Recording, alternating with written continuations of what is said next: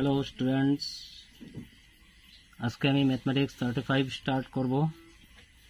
গতদিন আমি 29, 32, 33, 34 করেছিলাম, 32, 33, 34 করেছিলাম, আজকে 35। সেম একই অনুশীলনীর অঙ্ক।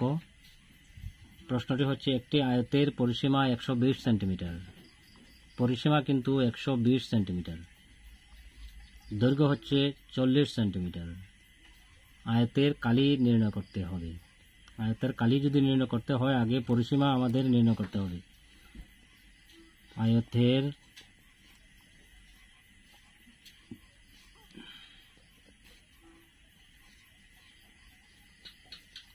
পরিসীমা, আয়তের পরিসীমা ইকুয়াল টু 2 ইন্টু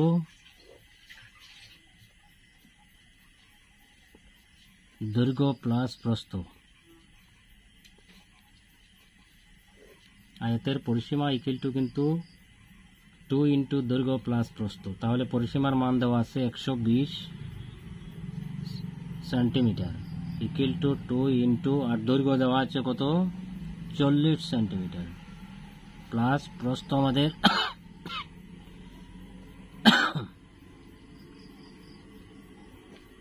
তাহলে 120 ইকুয়াল টু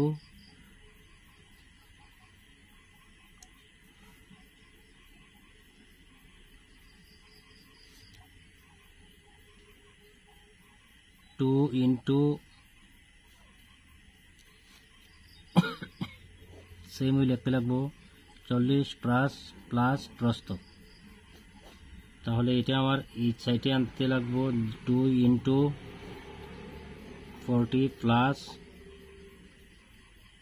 প্রস্থ equal to 120 equal to 40 plus প্রস্থ ইকুয়াল টু 2 হিসাবে ইন্টু হিসাবে আছে নিচে যে বুঝিয়া 60 দুগুণা 120, 40 প্লাস প্রস্থ ইকুয়াল টু 60, প্রস্থ equal to 60 plus 40 minus 40 equal to প্রস্থ ইকুয়াল টু 20। দৈর্ঘ্য আমাদের এখানে আছে 40 বসাই আমি প্রস্থ নির্ণয় করলাম 20। তাহলে আয়তের কালি, আবার আয়তের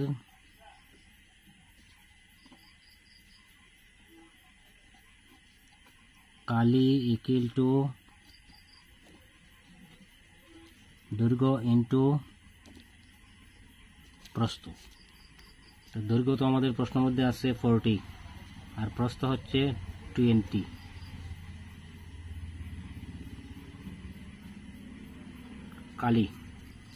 কালি হচ্ছে 800 বর্গ